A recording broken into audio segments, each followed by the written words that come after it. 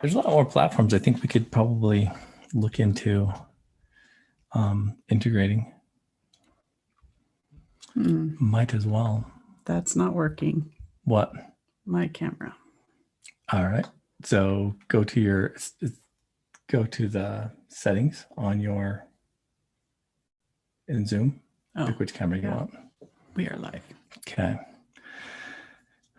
Well, good. That cuts out that middleman there. All right. Give it just a few seconds, everybody, and we'll jump in here. Doing a few little adjustments. It's hot, Marissa. I just got back from my run. Yeah, that's why most people don't run in the middle of the day. Because I'm tougher than most people. And you love the heat. I do. I love the heat. I'm trying to get my bad water training in for a future year. Right. Okay. Athletes, viewers, listeners, and everybody in between, welcome to One with Coach Blu. I am so happy we've got Marissa back with us. Holy cow. Welcome. I keep leaving and coming. And yeah. What are you, busy or something? Yeah. So maybe I'll be here for a few Man, weeks. Who knows? We've got full schedules. We've got all kinds of stuff happening, but we want to make sure that we put the time into the one-on-one with Coach Blu. We record these live. This is a spot for you to jump on, talk about anything mental health, addiction, recovery related. Whatever's on your heart, whatever's kind of in your mind. Let's get it out. This is your time to ask the questions, whether you're in recovery and you got questions or looking to, or family or friend and loved one. Yeah. And I want to thank you all for downloading, sharing, and subscribing to the podcast. Appreciate it. The more you can share that, the better. We have opportunities for you to jump on and become a Patreon subscriber, which will give you all kinds of awesome perks, merchandise, free content. Right now, Marissa, all of our Patreon folks are getting exclusive looks into the Addict to Athlete recovery playbook. Yep. And I'm hearing good things from them. Yeah, so. Absolutely. So I like what we're doing with the Patreon program, again, because it's kind of like you supporting Team Addict to Athlete with us giving you something back. So we only operate right now on your donations. And 2020 put a lot of hurt on some people. And as we're moving forward, getting our 5K ready, we're feeling that pinch. But you guys, it's going to happen one way or another. We've got some good things in the horizon. Looks like we're going to be doing that in the southern part of Utah County. Hopefully Spanish Fork is what we're looking at. Yeah, we've done it there a couple years ago, right? Yep. It's a good 2019, spot. I think it was. Yeah. That was when we had that section of silence where you'd run in silence, and Ginger had put up all the candles. And man, just emotional. So beautiful. Remember, the proxy run's open for your registration. How do they do that, Marissa? So you're just going to go to addicttoathlete.org. One of the tabs at the top is annual 5K. It gives you all the information about our 5K, and then you can click on the registration there. If you cannot register, you can still, there's a link to be able to donate and still help, which we would greatly appreciate. And you can also do it virtually. So I know some people, I've had a few emails from people outside of Utah County asking where it's at, and, oh, are you doing anything closer to us? You can participate if you're in Salt Lake County. You can participate in Utah County if you don't want to come to the in-person one virtually. And anyone around the country, around the world, we still want you guys to please join us. Mm-hmm. Yeah, it's a proxy run. What we do is we send you your bib number and everything that you register for. And your bib number has a very specific spot on it for you to write the name of the person you're running proxy for. So it's kind of a humbling experience. So yeah, check out our website, addicttoathlete.org. Jump on there, get some more information. Reach out to us if need be. But I want to jump on and say thank you so much to our Patreon subscribers. You guys are helping us move this podcast forward. Share this. If you would like to become a Patreon subscriber, we need your help. And so it would be awesome to be able to help add you to this list of amazing athletes who have really helped push Addict Athletes. They've increased us to 3 podcasts to get the equipment going, to get some of our time put into the recovery program. And we've had Patreon now for a full year. So we're so grateful for some of our Patrons have been there for the full year. And we can't thank you guys enough. Which means if you jump on now, this is your last chance to get the official original athlete shirt. Yep. So jump on it now because it'll be the next go around. But I want to give a special shout out and thanks to our super fans, Jerem Thurston, Holly Davies, Scott Foster, the Foster family, Coach Chris Williams, Brett Frew, Coach Tara Butson, Tara Butson and I and a few other athletes are going to be doing the Salt to Saint bike race here soon. We'll talk about that some other time. But Tara, watch your email because we got a good team we've set up. Thank you, Steve Riggs, the Warrior Within podcast and personal development by Sensei KP, and Chelsea Olson. Thank you all, super fans. Our rookie level subscribers, Kenny Roseman, Earl Dyer, and Joe Jackson. Thank you guys so much. Thank you guys. Our pro level subscribers, Selena Armitage, Gary Thurston, and Josh Hansen. You guys are all rock stars in my book. And of course, the championship level, the highest tier. I want to give a special shout out and thanks and humble. I cannot believe these folks that are they're donating to us and helping us move this forward. Thank you so much to the beautiful Shad and Freya Robinson family and the Robinson children. Hey, we got some good races coming up, Shad and Freya. Let's get you and Coach Jensen online so we can get Emma down here with us. Ron and Dee Loesch, and of course, Tracy Whitby. Thank you guys so much. Your contributions and all of you are helping us. $2 a month gives you all the bonus audio content. Everything else of that's just bonus. So jump on. There's no reason not to jump on and get some of the tools that are exclusive right now to the Patreon subscribers. Patreon.com/addict, TO athlete. Okay, Marissa, any other housekeeping items before we jump in here like cannonball style? No. Okay. Please join us for our 5K, for anything we have a lot of free opportunities on our website, and our online recovery program is up for registration on there too. So if you are anywhere in the world, if you need help in addiction recovery, jump on and check out our Addict to Athlete extracurricular recovery program. It is designed to help you no matter what you're facing. It doesn't have to just specifically be addiction. It could be components to mental illness. There could be components to porn addiction, overeating, all those kind of attributes. We have 3 tiers for you to specifically pick from. That's going to work best for you. And they all come with perks. Check them out. It's all on the website, addicttoathlete.org.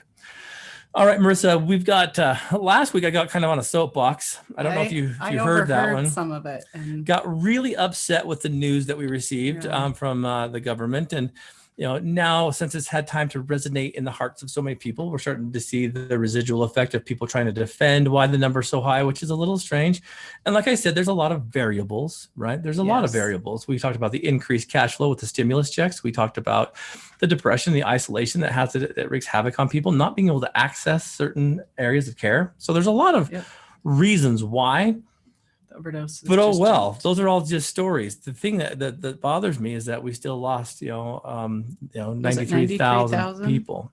Heartbreaking. So if you've listened to some agents of recovery, you've heard a little bit about what Brock Bevel and myself and Max Hall are doing with the Take 10 challenges, and we're going to be getting into that towards the end of this. But there's a lot that we need to do. No more advocating. It's time to start doing. So that was kind of rough, but I did get some questions and follow-ups from that as one would, right? And this is something that we've dealt with personally. And then there's been several of the people that have been upset about this because they're seeing some trends of some situations in our communities that are reflecting the possibility of reversing this new normal that we have with the lifting of the mask wearing and some of this. And there's a lot of turmoil out there. And this question specifically comes from one of our athletes. And, because this is such a sensitive topic, I'm not going to even tell you their name because I don't want to. But nonetheless, it says, Coach Blu, I'm curious about your thoughts on this. I'm super worried and concerned about what's coming next. We've had so many trials and problems this last year that when we thought we had a light at the end of the tunnel and everyone doing what I thought we were supposed to do, there's still so many that seem to believe it's all a joke. They're not taking it serious, and that they are now being the ones that are hindering us from being able to reach that new normal, meaning being able to readapt our lifestyles to non-mask wearing, to our children not wearing masks in school. I'm fearful that because there's so many people who truly don't believe this is an issue, that we will end up paying the price for years to come. I'm frustrated, I'm depressed, I'm upset, and I'm mad as hell. Well, we can empathize with. We can definitely empathize the sadness, with you. The frustration. When it really comes down to it, though, we cannot control anyone else's behavior. And if we get fixated on trying to change the way other people think, feel, talk, believe, we're going to be very frustrated. I mean, it's just it's an uphill battle, and it's always going to be a losing battle.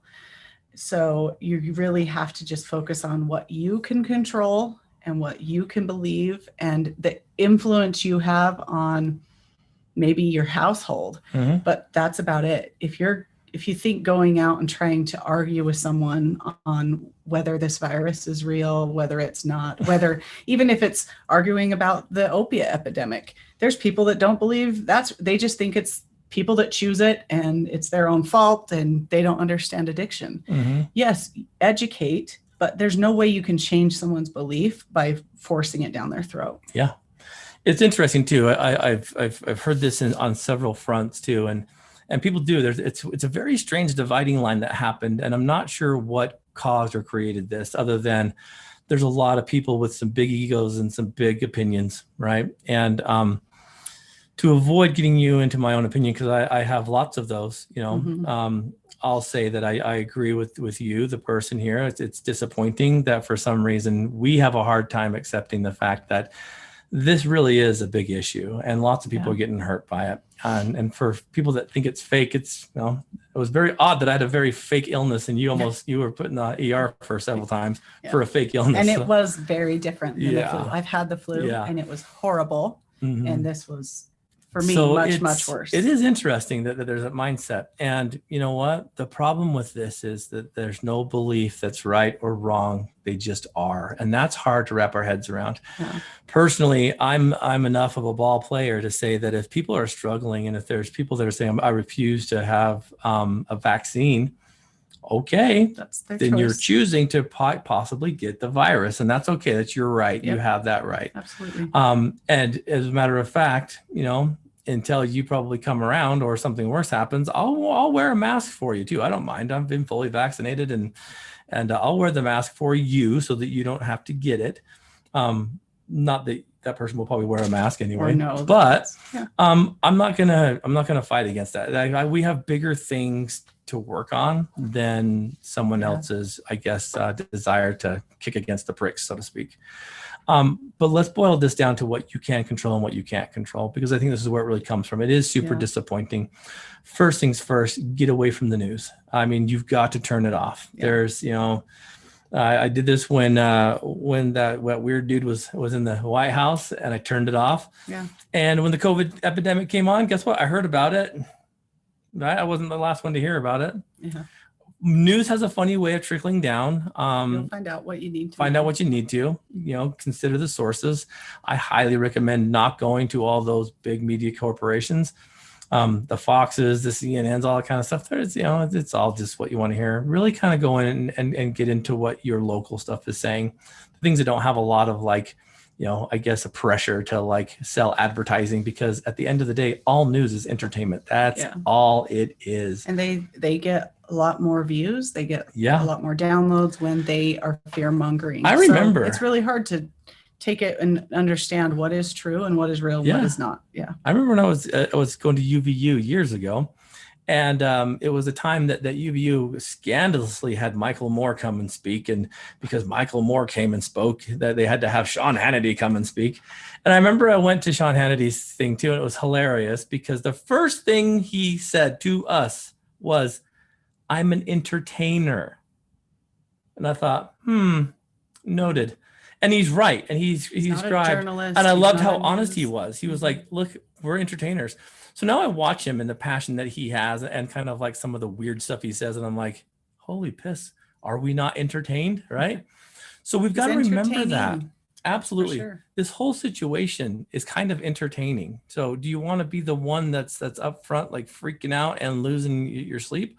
Or do you want to be the one that's taking care of you and your loved ones? Yeah. And it sucks. We've never seen anything like this, but it will pass. There's a natural consequence to all of this, and we'll figure that out in the long run. What you can't control is your own emotions, how much you're going to engage in the chaos, and how much you're really going to want to maybe withdraw yourself so that you don't have to be upset. It's not comfortable. It's not a fun situation. Who knows with this Delta variant, what's going to happen, but let's use this for good. It's the whole situation with the farmer. How do you know this is good? How do you know Yeah. this is bad? We choose the outcome, do we not? Yeah. So I get where you're coming from. And I separate myself from people that really are staunch with this. The ones that are freaking out on social media, they're not friends anymore. I'm moving on. And they can be like, oh, you, that I don't care what you think about me. I don't need to be sucked into your drama. So those people that are really kind of staunch about the governments wanting to be fake and blah, blah, blah, I don't have time for you. And oh, well, I still care about you, but I'm not going to fall in your pit. So Yeah. oh, well, right. It's hard. Yeah. It's hard. It's easier said than done, mostly when you get caught up with it and the possibility of a family member getting sick or hurt from this is scary, and it makes it more real, and then emotions get involved. And when your emotions get involved, you do say things you probably shouldn't, and you get caught up in things you probably shouldn't. So it's really important to try to separate and recognize that it's not going to help them that you're upset that they don't believe or that they don't wear a mask. That's not going to help. It's just going to make you feel worse. And so do some things that are going to help you feel better. Yep, absolutely. And it sucks and it's hard, but you know what? Sometimes we have to draw that line and say, hey, I'm not going to emotionally put myself out there to be punished. So goodbye. Yeah. And this is a funny thing too, you guys, let's be honest, take a reality check, please ground yourself. I know there's a lot of people that are nervous about certain things, and, people implanting chips and all that. For what purpose, you guys? There's too many things to try and micromanage. Don't get caught up in the conspiracy theories of stuff. Yeah. What do they call it? Occam's razor? Is that the easiest way to describe, the situation is typically the right way. So it's like, if we start getting complex and kind of crazy with the way that we think this stuff is going down, you're going to have a tinfoil hat living in the mountains. Don't do that. Be cautious with how much you're bringing in, because, people, no one has time for half the stuff that we are thinking the government's doing. Come on. Yeah. That being said, focus on your world, please. Don't get too caught up in what everyone else is doing. You have the ability to, accept or reject that information. You also have the ability to say, I'm done with this relationship until it's safe to interact. To have it. Yep. I just had a online question submitted. Yeah. Okay. This is a new listener, Shannon, on Facebook. She says, my question is, do you see the difference between a substance dependent addict and a substance abuse addict? Oh, thank you so much. My husband seems to be able to go weeks without even having the desire to drink. And then when he does drink, for 3 to 4 days until he gets dangerously sick. Yeah. Where did that go? That just disappeared. I like that question. Maybe you can go on until I can. Yeah, until you find it. Let's start off with the dependence versus the abuse. That's a great question. So this is something I noticed really early on in my career. I've been doing this for 20 years now. And the thing that I've noticed is that we tend to catastrophize a lot. And the scarier we can make the situation, the bigger we can make it, the harder it seems, the more attention it's going to get. And so a lot of times we started looking at, again, moving addiction over to that medical model, making it a disease and all that, which, both camps are correct. It's both a choice and it's both a disease. Yep. No one needs to be pitching tents and none of that. The cool thing about what you're asking though is kind of what the DSM, which is a diagnostic book that all therapists and doctors use for insurance companies, so we can tell the insurance companies what's wrong with you, so that we can have bills paid. Yep. It's dumb. I hate it. Get things paid for. But it's a necessary evil. Before they changed it to the latest edition, the number 5, they used to go through 2 categories, and that's what you're speaking about, the abuse versus the dependence.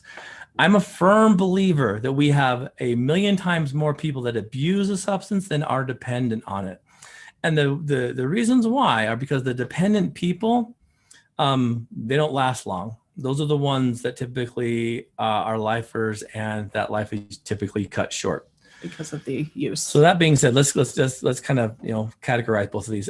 Dependence means that you have a marked withdrawal from that substance when it's taken away, and you also have to have an increased tolerance to it. So you have to take more to reach the same high.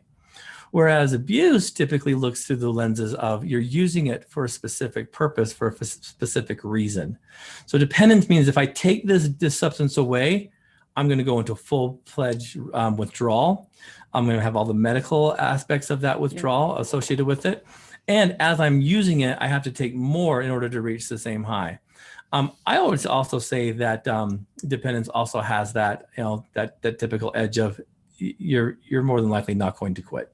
Like there's no external reinforcements that can come in to help you quit. Once you've reached that dependence mark, it's kind of a scary situation. Is it possible? Yeah, it's rare. But what I know a lot of people are like, wait. Yes, keep holding on. He's getting further. Please listen all the way through. Typically what I see is that we work with people who come to treatment, who come to these groups, who come to these places to get help, that are abusing the substance. Okay. And what I mean by this, the substance abuse, it means that let's say like they've had, I'm going to even peel back one more layer before we get there. I've noticed that there's patterns in the way that people use. So if I see a certain substance that people use, it gives me a little bit of a clue on what's going on inside them, meaning their hearts and their minds, right? So if I see people who are smoking marijuana, using the THC, if I see them doing the alcohol and stuff, I can say that, yeah, you've probably got a healthy dose of depression going on. And so what works well to cover depression? Those two substances. The next thing is which are depressants. Which are depressants, right? Not super healthy. The next thing is like, like benzodiazepines. This is your anti-anxiety medications, those kind of things. So anything like that is scary to me. Those things should never be taken long-term, because if you're using one of those, it tells me that you have some severe trauma. Something hurts deeply. And so you're talking about not wanting to feel good, not wanting to feel bad, not wanting to feel anything. And those people who typically use those and abuse those are those who have suffered some pretty severe trauma, sexual abuse, physical abuse, heavy emotional abuse, those kind of things. Yeah. I start looking at people who use opiates. Obviously, it's a painkiller, and painkillers, they cover a lot of range, right? Any emotional, mental, physical, spiritual pain we went through that hurts, that's that rough stuff. Opiates takes care of those. So when someone comes to me and they're having like issues with this kind of stuff, and I start looking at, all right, what are they using? How often? How much? Well, I start looking at, okay, they're using it for a specific reason, meaning they're abusing this substance. So the goal here is to identify what they're using, how often and why, and then we can get back to the core. See, all substance use is a symptom to something deeper. We're abusing that substance to cover whatever pain or issue or problem we're having because it hurts too much, or we don't know how, or there's not enough motivation, or there's fear of changing it. Right. Yeah. So some of those who are abusing it do get to the dependence stage where, yes, they have the tolerance and they've got to increase what they're taking in. They also have the withdrawals if they don't take it. However, what he's saying is if you are able to address the reason they are using it, it can be helped. It can be fixed. Absolutely. And once they go through that withdrawal and they can get to some of that emotional stuff, the core stuff that's underneath it, it can be addressed and it can be healed from. Well, because what we're talking about is if, okay, so how, right? Well, see, if addiction is a symptom of something deeper, the last thing that alpha men want to do is come in and talk about feelings. And I don't blame them. That's kind of a rough spot to be in, right? Yeah. But the awesome part about this is that the emotional awareness that comes from being able to start to self-identify and be able to become mindful of what's driving this, because even though he's using that and it looks like, he's only hurting himself, he really is hurting inside. And I can bet you dollars to dimes he'd rather not use this, but he doesn't see any other way. And so when people come in, they're like, stop using. It's like, well, I kind of need this. This is my lifeline. And the problem with that is a lot of people don't see the other side of the coin. You got to get really vulnerable and really very real with yourself, which is hard for a lot of us to do because this stuff hurts. Mm-hmm. So you start looking at it. All right, well, let's look at what's going on inside. What's the core issue of this? See, I like to go to the core of whatever's causing the addiction, not talking about how to make you feel better. So you get a therapist that rolls in and they're like, hey, you're an alcoholic, huh? Well, how does it make you feel? Get up and walk out, because that's dumb. I can make anyone feel good by building them up, by pointing out strengths, by actively engaging them into a community. But what's going to happen when a trauma or a reminder or a trigger rolls through, right? They're going to resort to it, even though they have this amazing life.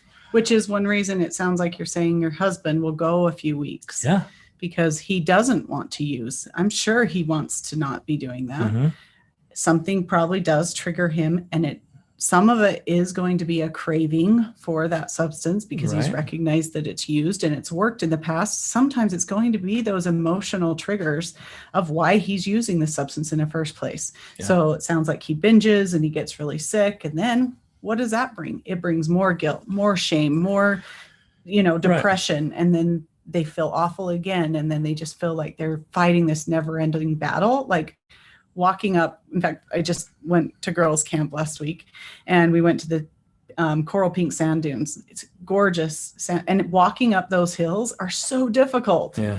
Walking up a sand hill, you take one step forward and you slide 2 steps back, and you don't feel like you're going anywhere. And often that is what addiction does feel like. Yeah, absolutely. So what we do, we start looking at, all right, let's get into what's really going on, right? He's found a way to self-soothe and to cope with whatever he's dealing with. I would say a baseline has to do with some kind of depression, but you look at some of the binge drinking, which means that there's something that he's trying to avoid. There's something that kind of isn't fun to think about, and you say, well, you know what? He only does it when we go out on the side-by-side or when we're out camping.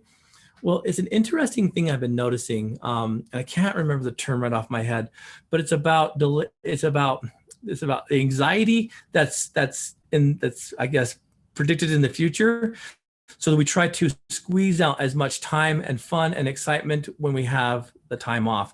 So it's like, for me, for instance, and this has been a problem in my own life where I've just trained myself to stay up really late because I know that as soon as 7 a.m. rolls around, I've got business to take care of. And so I'll push it and push it and push it until you fall asleep. And so sometimes it's because there's a lot of stress and anxiety from jobs, from situations, from relationships, what have you. And so they try to just take it all in right now, like the binge. So you start looking at the why, what's going on, what's creating this, what's the common denominator in these issues. So you look at depression, you look at some of the anxiety, maybe some of the avoidance, and then you start looking at, all right, so what do we think that is? What do you really believe that is? And there's a few ways you can do this. I say, if they're honest, you ask them a very interesting question. You say, how old were you when you first started using anything? And they'll say like, oh, well, I don't know, it's like, 14, 15, I had a beer. And the funny thing about that is you say, all right, well, what was going on in life at age 11 or 10, right? 12. 2 years before. Rewind the tape a little bit, 2 years, 12, 11.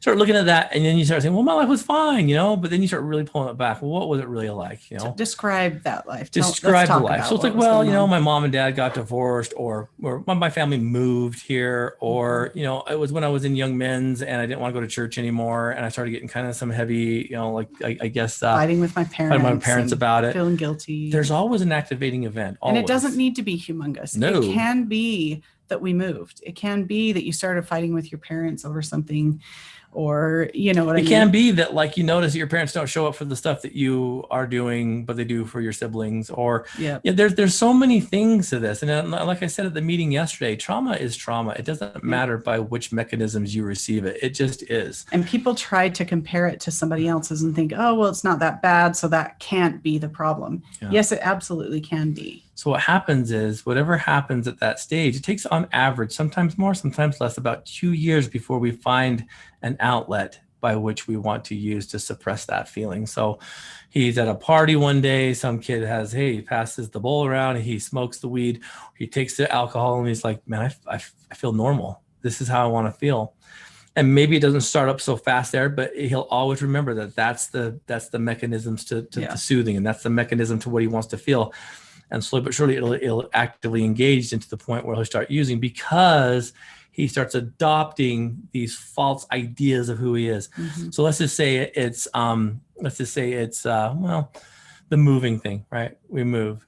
And maybe at that age you move and no one seems to care what you think because you're a kid, you're going to follow us, we're going. Pack your bags, you don't have a choice. So you leave all your friends and you move, and you look like you're doing good. You put the face on, you're doing great, but inside you think, no one cares about my opinion. No one hears my side of things. I hate this. Maybe you go to school and you're not making friends like you wanted. So that seed is planted of I must not matter. And I must not matter turns into like all kinds of experiences of like, oh, it's my turn to say where I want to go eat for dinner with the family, and they're not listening to me. And then it's like, yeah, I'm not validated, I'm not heard, I'm not loved, I'm not listened to. And pretty soon those create these horrible things called feelings, right? And feelings justify and fuel the addiction. Once we find that fuel to kill the feelings, we're like, there it is. There's a solution to my problem. I think I'm no good. That flipping hurts me emotionally. This alcohol takes that pain away. Long live the Budweiser, right? Yep. Let me try it again. And that's how we do it. And we don't ever go back and look at that because we think, well, every kid has a hard childhood. Yeah, they do. Everyone does. Everyone does. But not everyone ends up being, a substance abuser. So some have better support systems that can talk through those emotions and notice them, or they've learned better coping skills to be able to work through that frustration and that pain. Yeah. And that's the difference. That's a huge difference. So what you see is people that have maybe some of that support system that should know better. We'll say that, right? That should know better. They abuse it because they really have adopted their false truth that they're no good, they're not validated, they're not heard. And then they'll try to do that in their adult relationships. They'll try and push you away and try to bring you on to kind of reestablish and reaffirm what they already believe about themselves. They've come to believe that's who they am. I am unlovable. And again, most of this are multiple things that have happened, not just little things that have built on something else that the person themselves takes on this belief of what these external things, maybe somebody at school says something about how they look, or, a teacher, says some snide remark, and all of a sudden these things build up and they create a huge, ugly monster where the person has, just held on to that belief and let all these external sources tell them who they are. And then they just roll with that negativity. Absolutely.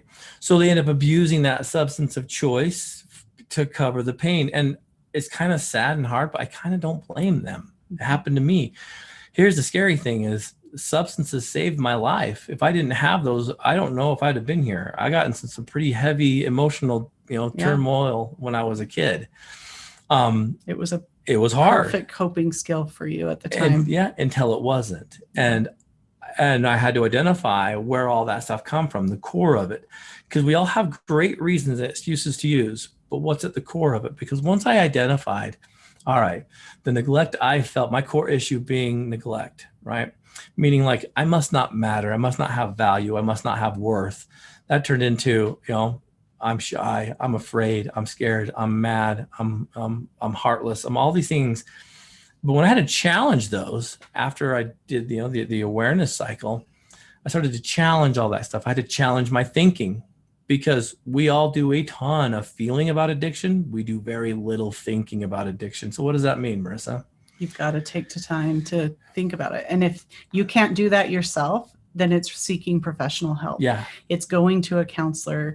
Blu does counseling. It's meeting with him, finding somebody that you trust, somebody that you believe in, that can help you talk through it, to help you try to attack those negative thinking errors and those negative beliefs, and being able to address that past history and that past trauma. Yeah. So meaning, if I've identified now that my core issue is neglect, because I had a crazy childhood, all this stuff, emotional, physical abuse, all these things. And I've identified that as being my core issue. What are my thoughts about that? Because here we go. I can tell you all day how it feels, but what do I think about it? Well, I think that I feel that's not right. You've got to go thinking, because all those thoughts that we brought on board. Thoughts are first. Yep. Created the feelings that kickstarted the addiction. Goes to the behavior. It is not easy to do this, but once you identify it, I cannot use neglect as a core issue anymore. As evidenced by, I have a wife who invests. I have children who love me back as I love them. I have established a community of people that I know care about me, that I know I matter to them. And it was interesting because it took a long time for those lenses to come off. But once I identified it, I'm like, I challenged it, but it all starts with an action-oriented experience, meaning I had to do something to kickstart I guess, the elimination of that core issue. So you can change that belief and that thinking. My action-oriented item was to go to the source of the problem and to say, hey, Mom, you have completely tied my hands as an adult. I have no idea who I am. I've been beaten and abused under your watch. Help me understand that. And she hung up on me. So I don't want to talk to you about that. I'm like, okay. So I wrote her a letter. And that letter of like me explaining to her why I felt neglected and help me understand, did I see this right? Because again, I don't want to attack her. I want to say, help me understand. It went unnoticed. It went unspoken for seven years. And slowly but surely, it kind of bubbled up. We don't have a great relationship, but I got my peace made and I had my answer, because that meant that as that door closed, because it needed to, I couldn't have healed with it open. I was able to invest in the emotional, alignment with my family, with my wife, and my children, which gave me a whole nother world of emotional awareness. So that's a 23-year process right there. But what I'm saying is that he's abusing this to cover something specifically. It's about peeling back the layers, not blaming, but saying, hey, I love you enough to not love you to death. We've got to look at this to get this fixed. If it were dependence, there would be no stopping. It wouldn't be a binge drinking episode. It would be a constant. And then I've only known, I'll be honest with you listeners, I've only known of several, maybe 2 or 3 people that I would say were absolutely like dependent. Like life dependent. And all 3 of them are no longer here because it takes them, right? It takes them. And so, like Marissa said, there are times when abusing medications or substances can turn into a dependence, but we can reverse that by getting them the help, by putting them through that awareness, by getting them very real with what's going on. And going through the counseling and therapy. So that being said, you're in a substance abusing situation, not a dependent situation for right now. And I'd love to give you more. Like I said, there's online resources we have. You can contact us if you need more information. That's a great question. Yeah. And I hope we didn't confuse you too much. There are other episodes of this specific kind of topic in our archives, right? Yep. Podcasts. And I know we do this on our Patreon page too. So if you become a Patreon subscriber, there's a lot of tools and content. A lot of our Patreon content is tools like this. So yeah. And so somebody says, well, how do I help my loved one? Well, first it's going to have to be, are they willing to look for help? Yeah. Sometimes they're not, and you have to be okay with that. And does that mean that they're lost cause forever? No, it's not. That it means they're just not ready right now. And that's okay. So it's continuing to keep that relationship open and let them know that they're loved and they can trust you, and that when they are ready and they want help, that you can help But I them. also think you can put limits on that too, though, because like I said, you love them, but you shouldn't have to love them to death either. And so there could be consequences for not wanting to at least take a look at the behavior. I mean, right? I would never say that people should stay waiting for the day they hope they receive the strength to go ask for help. But I've never seen someone not receive help for someone that's genuinely come and say, I don't know what to do, but I know I can't do it alone. Let's get you some help. Humility is huge. Yeah. I've never seen anyone say, well, F you, I'm not doing this. You're the problem. I'm not the problem. You know, it's like the after school special. Mm-hmm. I've never seen that happen. We have a couple added questions to this question. What is it that's happening when he does stop drinking for a few weeks versus the time that he's binging until he's sick? Yeah. Yeah. I would say that those are the times that the anxiety or maybe the depression kind of ceases. I would say that those are the times when he feels like maybe he's getting some more control. Maybe he's pushed the boundaries and he knows that emotions have changed at the house and that his behaviors have changed. And he knows that he's got to, shape it up or else. Also, it's kind of like, are these his systematic reward systems? I'm going to do until I have this time to relax. And my relax is I'm going to go big or I'm going to go home, right? Yeah. And so look at the validation of like what that reward system has been, because maybe it really is just his like idea of relaxing, and his idea of relaxing turns into numbing. Completely blackout. And that's the next question here. What's the physical process once the drinking starts that makes it so he cannot physically stop until he's sick or blacks out? So it's interesting because we want to make sure that we don't say that there's not a locus of control in this, because there is. It would be like once he pops that first drink, he doesn't stop until he does. No, that's not true. He can. There's a lot of factors that can go into him stopping, but you have to understand it's more than just the act of drinking. It's the scene he's in, the set, the environment. It's the build up. It's the process of again, that reward system. It's everything. It's not just the, once he tastes alcohol, it's game on. There's points in it. But I'm thinking that if he's going to blackout, he's doing it to try and get as much as he can, as fast as he can, because tomorrow he's busy again. So maybe it's a reward system. Mm-hmm. Now, that being said, there is a time where that line is crossed and it's a lot harder to do judgment calls. We get into things. Let's think about a donut. I just want to take a bite, and then you just become mentally unaware and you just continue to eat another donut and another because you're not paying attention. You're not being mindful and you're not being self-aware of what's going on, and you just keep going. So it goes all the time. I can sit down and watch TV with some snacks and not recognize how much I've eaten because I'm watching TV. I'm distracted by the task at hand and I overeat. I remember David Clark saying this too, though, and this is that physiological part of it. David Clark used to say, you go downstairs and watch a movie with a bag of chips, you're eating the whole thing. You go downstairs with a bag of carrots, you're eating until you're full. And that's it. Mm-hmm. And I thought there is something to that too. So yeah, I don't want to say that he can control it, but I also can say that he can control it to a certain point. But I also think this is a super delicate and taboo topic to be talking about. And so it's probably not the easiest to say, hey,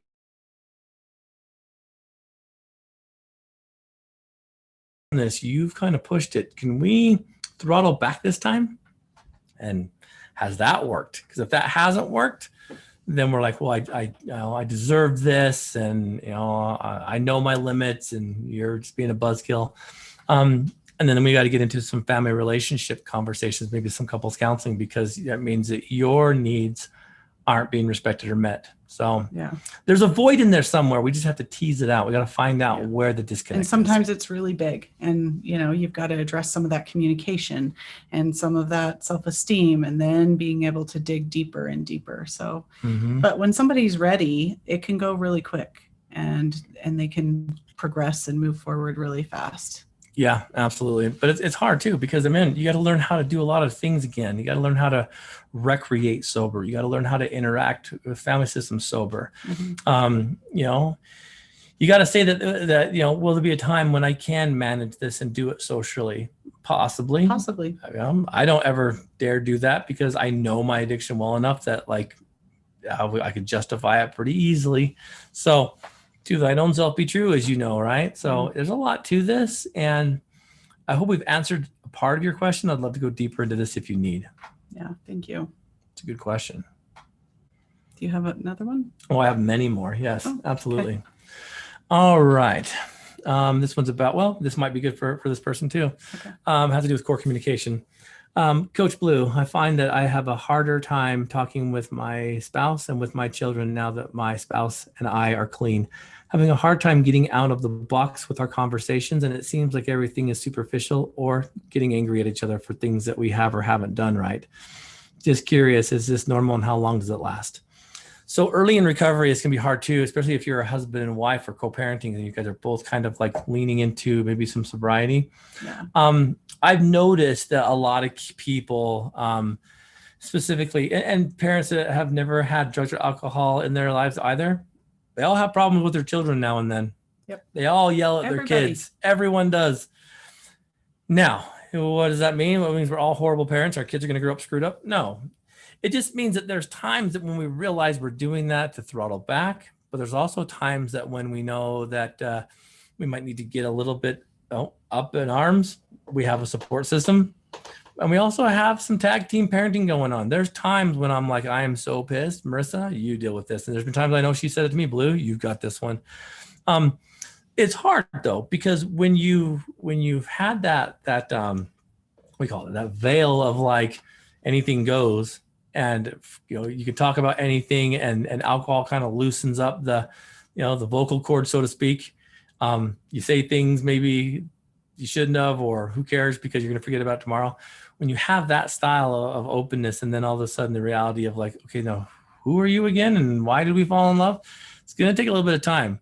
But you're talking about two very important topics, and this is that core communication aspect. The first thing you're talking about is small talk, where it's just kind of like superficial stuff. It's like, how's the weather? Or did you catch the game last night? Or, hey, would you mind grabbing some milk on your way home from work? It's superficial, and it has what's called conventional listening, meaning it goes in one ear and out the other. So nothing really holds value. So when he gets home and the milk's not there, you can say, you didn't stop and get milk? He's like, oh man, I forgot, because he wasn't really paying attention, right? But then that's going to turn into that control talk, which means you're going to have a fight and an argument. Well, we don't have any milk, and you said you were going to do it. So what are we doing now? Because the store's closed. It's like, why do I have to do everything? You were here all day, and then all of a sudden you're fighting. And that's, so fight talk and control talk style requires what's called reactive listening. And so sometimes in recovery, even if someone is sober and the other person's never used a drop or a substance in their life, some of the stuff that you say to them, they're going to react to, even though they don't mean to. You could say, hey, when you go grab that bag in the car to bring it in for the groceries. Like, don't tell me what to do. I'll get to it in a minute. I'm busy. And you're like, well, hold on a minute. I'm just asking you to help. They're going to, there's the problem. The produce in there. It's going to, and all of a sudden you're fighting again. Control talk is kind of the easiest style of talk that we typically use in relationships, because it gets things done. It actually does a lot. It's when you get instant like reaction. Yeah. We control talk our kids all the time, right? It's like, turn off the TV, get up here and do your dishes. And sometimes it's good, sometimes it's bad. When we use it too much, then we put our family on what's called the reactive listening style path, which means anything and everything that's said. We went through this with the kids. Do you remember, Marissa, where they were always just aggressive and snotty with each other? Like, it was like, whoa. Like, our little Camden would come up and he'd be like, oh, so finally you decided to come here for dinner, huh? Like, to our oldest kid, she's like, I'm here all the time. You're all downstairs on the computer, you big idiot. And he's like, oh, I'm the big idiot. Well, who did, and it's like spite talking, control talking, fight talking. Remember me and you being like, why in the world? Like someone would have an accident. Maybe like they like, like drop a potato or something on the floor. Be like, way to go, man. You klutz. What are you doing? And I'm like, you guys, seriously, why are we doing that? And it's because there was a control kind of like reactive listening style going on in the home. We had to like really disassemble that. So this question's kind of awesome. It means that you've got to start practicing what's called search talk with reflective listening. So I do this when like our kids are upset. The other day I came home, and I don't think Brooke will listen to this podcast, but she was having some boy problem. And then the boyfriend was going on vacation. She was going on vacation, and they're like, oh, and I could hear it downstairs that there was some drama. And I'm like, what in the world? So I go pop up there, and there's Brooklyn like dumping her emotional cargo onto Savannah. And so I'm like, Savannah, you can't answer this question. You just had your own emotional turmoil, with the boys. And I'm just listening to this emotional dump, and it was getting repetitive. And I started getting like, come on, louder. And I wanted to be like, would you knock it off? Like, I wanted to say that, but I'm like, wow, it totally makes sense. Yeah, I totally understand how you feel that way. What do you think? Do you think maybe it's just because you both are so busy that you might not have been able to respond to text so fast, or what do you think? And she's like, I don't know. And just by asking open-ended questions, I was finally able to de-escalate her. But if I went in there and be like, knock it off, you guys, it's stupid, and I devalued what she needed to get out, we would have fought, and it would have been longer, and get over it. Relationship. Well, to her, it's enormous and humongous, and so even if to you maybe the issue isn't that big of a deal and you just want to say get over it, you have to take the time to listen. So especially with kids, because kids, especially when they're young, they have a lot of the, hey mom, watch, hey dad, look. And I love this, Marissa. We've talked about this a lot. When our kids are doing that, they're doing that for a specific reason, and it's not to drive you insane. You've talked about this before. What happens if when they're kids and they're like, hey, dad, look at this. That's great. You did another cartwheel for the 15th time in a row. But what happens if I stop looking, or you stop looking when they're asking? What happens later? They want to be heard. They want to be seen.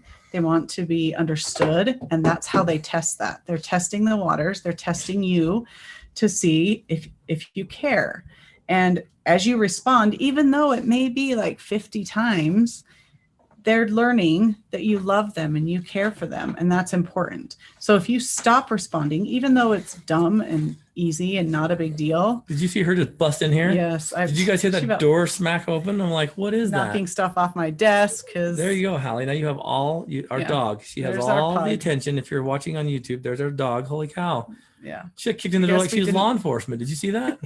All right. Carry on, Pug. Okay, go back to your job. Anyway, good grief. So if you stop listening because you're too busy, or it's not that big of a deal, or it's kind of dumb, then when those issues of theirs, those things of theirs are bigger and more important to their life, they won't come to you. They won't. Because they've learned that you don't care. If you don't care about the little flip that they do on the, or that move they did on Fortnite, why are you going to care when they're talking about their best friend who's been talking about self-harm, or when they're talking about struggles they're having at school? Mm-hmm. Because you didn't care about the little things. Why would you care about the big things? Happens in relationships too. If something's important to Marissa, it's important to me.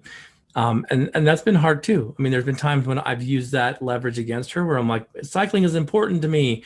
And you're like, yeah, but you're gone every Saturday for 15 hours and I'm here alone. I'm like, okay, I'm abusing that, and vice versa. Like if it's important to me, it's going to be important to her and vice versa. And so when we miss those little things, it's not about grabbing the bag of groceries out of the car. It's about lending a hand. It's about, hey, I need a little help here. It's really that quality time. Absolutely. So there's a lot to this. And I think slow it down. Okay. Call out the awkwardness. Call it out. I'd say, yeah, it seems like we're just not on the same page. Like, have you noticed that too? No, I haven't noticed anything. I think we're fine. I just noticed that since we've, kind of been doing the sober thing, that we just have not really been able to talk to each other. We're just like missing each other on what we're. Yeah, it seems like we're sailing different ships. You feeling that way? Well, I don't know. What do you mean? And that's what's going to happen, right? It's going to happen. The guys are going to keep kind of like shutting it down. And they're like, I don't know what you mean. Well, I just kind of feel like, before we were always kind of happy and giddy. And have you noticed since we've stopped, we haven't had maybe as much interaction? Yeah, maybe. Well, what do you think we can do to maybe increase, the love or the awareness or whatnot? Our connection. It's like, I don't know. What do you want to do? Well, kind of hope we can mix this together. And the reason why I'm doing this kind of stalling thing is for a very specific purpose. Because when you're reflective listening to someone and you're search talking with them, you have to ask about 6 to 8 open-ended questions with someone who's trying to shut you down before you get movement. Most of us abandon the process after 3. So if I shut us down, it's not a big deal. I didn't notice. And you're like, okay, they're not listening and you want to let go. So it's like this. It's like, where do you want to eat tonight? I don't care. You choose. Well, I don't really mind. What do you feel like? I don't know. I don't really care. That kind of stuff, believe it or not, if you kept asking and opening it up, you'd find a solution to it. We all abandon the process after about 3 of those. That's the hardest part, is this isn't quick. Mm-hmm. It's not easy. Yeah. It is time consuming and there's a lot of patience involved and most people are not patient enough. Yep. I know 8 times out of 10, I guess I'm getting better than the 9 times out of 10. I'm not patient enough. And that first time you yelled at me when I was taking out the garbage on our honeymoon? He won't, seriously, it's been 21 so much. And a half years. Yeah. Okay. But we've got to be more patient and understanding and know that it's going to take time. It took a long time to get into those negative habits of communicating. It's going to take a long time to get out of it. Well, I once heard the statistic, and I don't know how true it is, but it shows how long it's going to take. And that is for every day of addiction to maladaptive behavior, it's going to take a week of solid behavior to make it right, which means it's a lifetime experience, you guys. This isn't a quick fix. You're not growing old with your spouse, you're healing together. And these are other relationships that you have, and Absolutely. Other interactions that you have. It's going to take a long time. And are those relationships worth it? I hope so. If they're not, then maybe you look at cutting them out and focusing on some relationships that are worth it. 100%.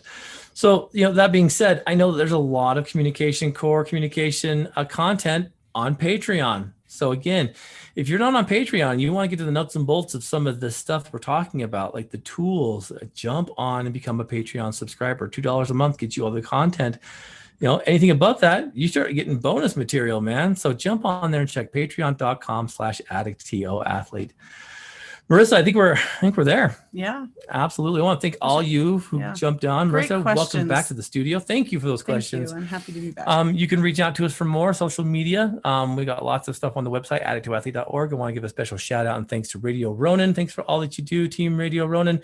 Jump on. There's some dang good podcasts on there as well. I like to put in the Agents of Recovery podcast with myself, Brock Bevel, and Max Hall every Thursday. This week's episode is going to be great. You guys are going to really love it. And athletes, viewers, and listeners, until next time, go turn that mess into a message.